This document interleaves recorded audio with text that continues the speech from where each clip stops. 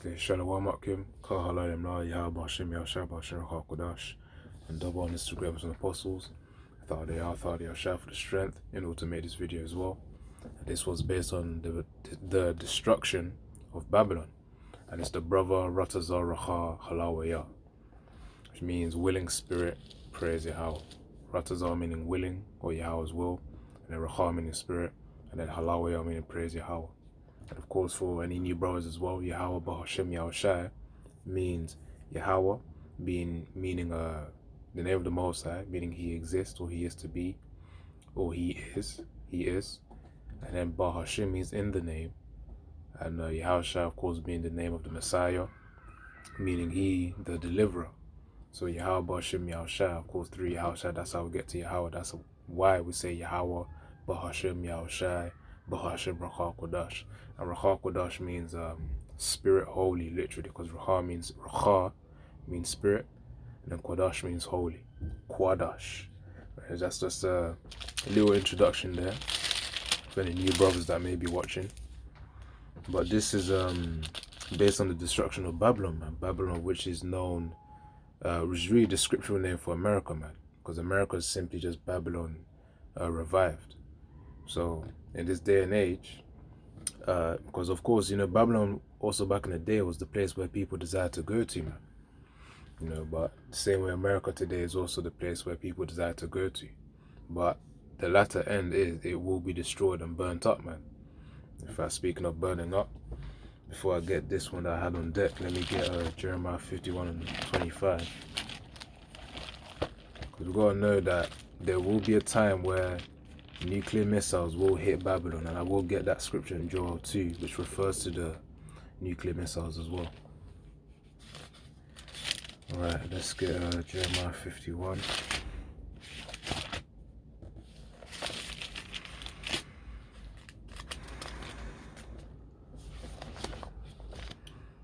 So this is Jeremiah 51 verse 25.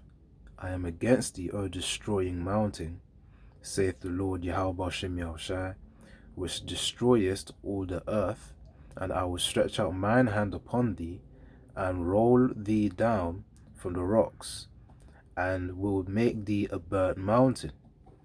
So of course here it's talking about, when the scriptures talk about mountains as well, in the metaphorical sense, it's talking about rulerships, which means kingdom, nations that are existing today as well. So rulership systems. So all that destroying mountain is talking about Babylon, which is referring to America today, man. That place will be destroyed.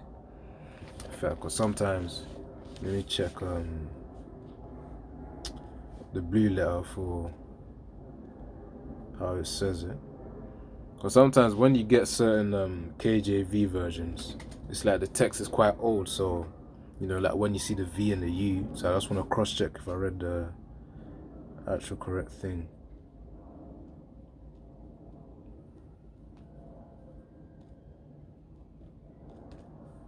Alright, so Jeremiah 51 and 25. I'll read it again. So it says here, behold. Oh yeah, so it meant, because I was wondering for the word roll, because when it's spelled roll in the actual text, it's actually spelled as R-O-U, hold on, R-O-U-L-E, but in the actual Blue Letter Bible it's spelled as R-O-L-L. So that's why sometimes, brothers may see me pause when I read the scriptures, because I'm trying to discern the actual word. But, from the way it looks, pretty much read it correct. But the point is that destroying mountain is talking about Babylon, man. It will be destroyed. It says, saith the Lord Yahweh Bashem Yahushai, which destroyest all the earth. Because Babylon, America, is with its philosophies as well, it corrupts the rest of the world, man.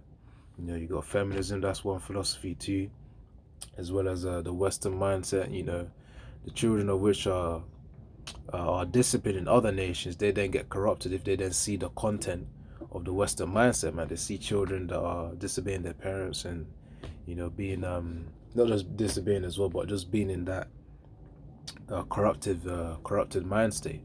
So that then influences other children consuming content on the internet. That content comes from America, man. So really, America, that's just in one way. other ways as well, America has corrupted the other nations, man, you know, stealing resources and acquiring it, and of course putting their name on it as if they own it. You know, so that destroying mountain, really, that corrupts the whole nations, it will be removed, man. It says, and I will stretch out mine hand, so Yahweh Shem Yahshai will stretch, it says, I will stretch out my hand upon thee, and roll thee down from the rocks, and will make thee a burnt mountain. So of course that mountain will be destroyed, it will be burnt, and quite literally it will. And the reason why we know it's literal is because if you then go into, so I was holding Revelation, let me get into Joel as well.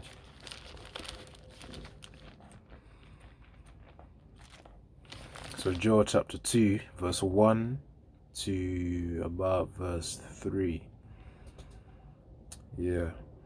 So Joel chapter 2 verse 1, blow ye the trumpet in Zion, and sound an alarm in my holy mountain.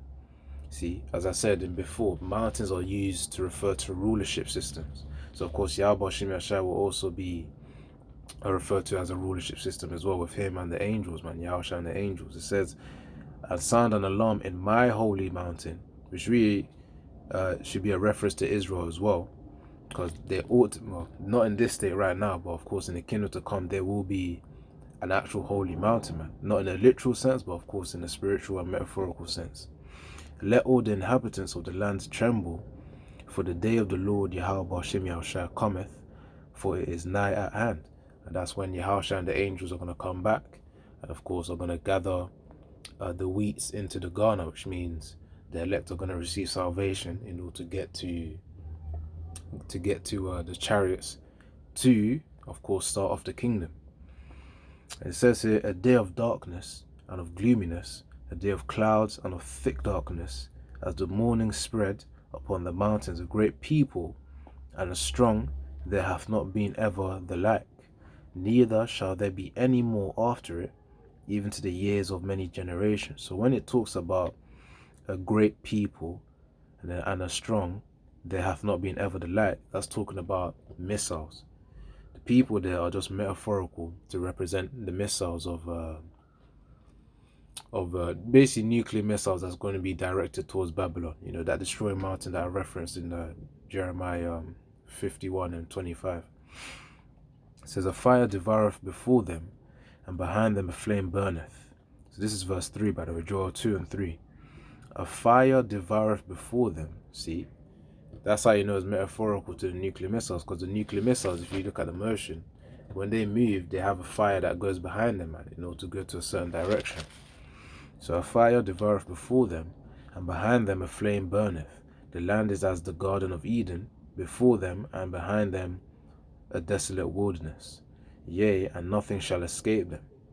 So of course it says, right, it says nothing shall escape them. So when that nuclear missile, then that guided nuclear missiles is going to be guided by the angels to get that to be pretty much hit the spot that is determined to hit in America, whether it be a certain state, a certain person in that state as well. You know, it will happen. That's the point. So I said nothing shall escape them. So that's talking about the nuclear missiles, or which will be used to destroy Babylon, that are referred to in Jeremiah 51 and 25. So, and during that time as well, when, if I might as well get Luke 3 and 17, because that's on about, because I mentioned the wheat and the garner, innit? This is really just the elects getting saved, man. And that's that also links to the strangeness of the salvation that Yahushua is offering us, man. The heathens will see it as strange, but we won't, because of course we already are used to, we've already been given the knowledge that the so-called UFOs up there, you know, are the chariots where the angels are residing within, man. So let's get Luke 3 and 17.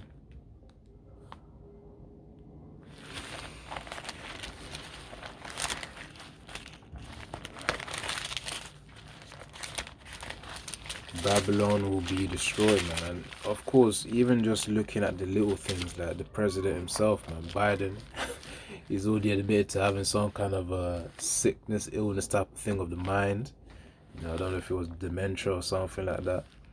You know, that's one reason. We already saw that him, that major clip of him tripping up whilst he was going up the aeroplane, the jet. Then all these things are just like little signs of Babylon's gonna fall soon, man. And when I say fall soon, I talk about utterly, man. The economy is gonna be done, all to the point where it's just really just preparing things, warming things up for Jacob's trouble ultimately. So Luke 3 and 17. Yeah, yeah, that's really the point. So Luke 3 and 17, whose fan is in his hand, and he will thoroughly purge his floor, and will gather the wheat into his garner, but the chaff he will burn with fire unquenchable. So that's referring to the salvation of the elect, which are represented as wheat, and the elect are referenced in Revelation 14 verse 1, as well as Zechariah 13 and 9 about the 1/3 that are going to be saved out from America as well. And of course those of whom are scattered across the other nations as well, Yahweh shall also collect them too. But of course the majority of the salvation will be from America, man. Hence why 2/3 are going to be burnt up from America, 1/3 going to be lifted up from America as well, man. And of course the 144,000, they're going to be lifted up as well, saved wherever they may be. And of course, I said the majority is going to be in America. So that's Luke 3 and 17. So the wheat represents the elect, and then the chaff, I talk about the 2/3 in Zechariah 13 and 8. So that's why as we're laboring in this truth as well, we're not just laboring in vain, because we know when that dire situation comes, you don't want to be burning, man. You don't want your eyes to, you don't want to experience that. That's the point. So that's why we should take this opportunity that Yahweh has given us lightly, man. And always say Thawda Yahweh, Thawda Yahweh, for the opportunity that it's given us, for the patience and the mercy he's shown us as well. So keep enduring in it, keep studying, and of course read the things that are written the full time are written for our learning, and your scriptures talk about that. So that written for our learning is to be applied, and of course when applying it to certain situations that we're faced in within this world, man. And of course leading up to the time of Jacob's trouble, within Jacob's trouble, so during it, and then of course after, to the point of salvation. So that was Joel 2, and then Luke 3 and 17. Let me try to get another one. Oh, speaking of, so that was Luke 3 and 17. Let me get this one that I was trying to get at the beginning. I said Revelation 15. So Revelation 15 verse 1 to 2. And I saw another sign in heaven, great and marvelous, 7 angels having the 7 last plagues, for in them is filled up with the wrath of the Most High, Yahweh Shem Yahushua. And I saw as it were a sea of glass mingled with fire, and them that had gotten the victory over the beast, and over his image, and over his mark, and over the number of his name, stand on the sea of glass, having the harps of the Most High. So that sea of glass is talking about the ozone layer within Earth, where Esau can't go beyond. He's limited, man. He can't break that glass ceiling. So, I don't know if you've heard of it from somewhere, but there is that glass ceiling, which is called a firmament, the ozone layer, where Esau can't go beyond. Only chariots really can go beyond. Chariots and angels. So let me read it again. It says, and I saw as it were a sea of glass, again sea of glass mingled with fire. Sea of glass is the firmament. Mingled with fire is just referring to those nuclear missiles and the fire that it creates from the explosions as they hit the surface of Babylon, the surface of America. Hence why the sea of glass, the firmament, mingled with fire, which is going to be under it, so the sea of glass and then the firmament, which is going to be under it. I mean, Salakia, the fire that's going to be under it, because you know how a mushroom cloud goes up, man. The fire is going to be very, very hot, and also very big as well, because there's going to be a lot of missiles hitting Babylon. And them that had gotten the victory, the elect, as I said in Revelation 14, Zechariah 13 verse 9, they're referenced as the wheat in Luke 3 and 17 as well. and over his mark, and over his image. And it says, and them that had gotten the victory over the beast, and over his image, and over his mark, and over the number of his name, stand on the sea of glass, having the harps of the Most High. So of course, when it talks about the beast system, or when it mentions the beast, really that's talking about NATO and the EU. And of course, the head of that beast is really America as well. So that victory, the beast will be destroyed, man. You know, NATO and EU system will be destroyed. Babylon gonna be destroyed as well. And over his mark, and over which the mark of the beast, referenced in Revelation 13:16 to 18, is the microchip implant, man. Well, there I said it. But you know, for those who wanna get to know, pretty much that's it, man. Which means when that time comes where Esau Edom, you know, the so-called white man, then starts to implant chips into people's hands. You know, it could be the left, it could be the right. It's just that people are predominantly right-handed anyways. So, you know, hence why you see in the scriptures about the right hand and in the forehead. You know, in fact, let me just get it quickly. Because that's the cool one, that's the cool precept that you need to remember. So Revelation 13, verse 16 to 18, and he causeth all, both small and great, rich and poor, free and bond, to receive a mark in their right hand or in their foreheads, and that no man might buy or sell, save he that had the mark, or the name of the beast, or the number of his name. Here is wisdom. Let him that hath understanding count the number of the beast, for it is the number of a man, and his number is 636. So the key part is in verse 16, where it says, and he causeth all, both small and great, rich and poor, free and bond, to receive a mark in their right hand. So of course, it's not just going to be the right hand, it's going to be the left hand. But the thing is, most people are predominantly right, which makes sense for the scriptures to say that as well. It says, or in their foreheads. So, you know, you got the Neuralink chip as well. That's one thing. That's one form of the mark of the beast. There's also the other chips as well that other companies are going to be manufacturing, which are all going to be under the system that people are going to be taking, man. What the point that I was trying to get to, you know, because I came off of this from Revelation 15 about having a victory over the beast and the mark, you know, is because of the fact that by not taking the mark of the beast, by obeying the words of Yahweh Shem Yahshai before that time even comes, that's how we're going to be saved, man. And to keep our faith strong and our confidence strong in Yahweh Yahushua, no matter the adversity that we face. And we always got to pray for strength during that adversity and prior to it as well. So, you know, hence why prayer is very essential, man. Right. Yeah, pretty much this video, that's pretty much the point. Let me see if I can get one final precept and then close out. Babylon will be destroyed, and that's confirmed, that's certified in the spiritual realm. Right, so let's see.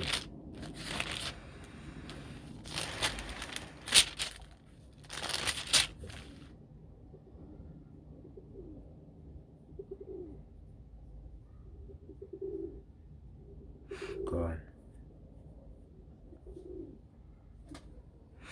So yeah, this is 2 Thessalonians 1, verse 6 to 9. Hold on, actually.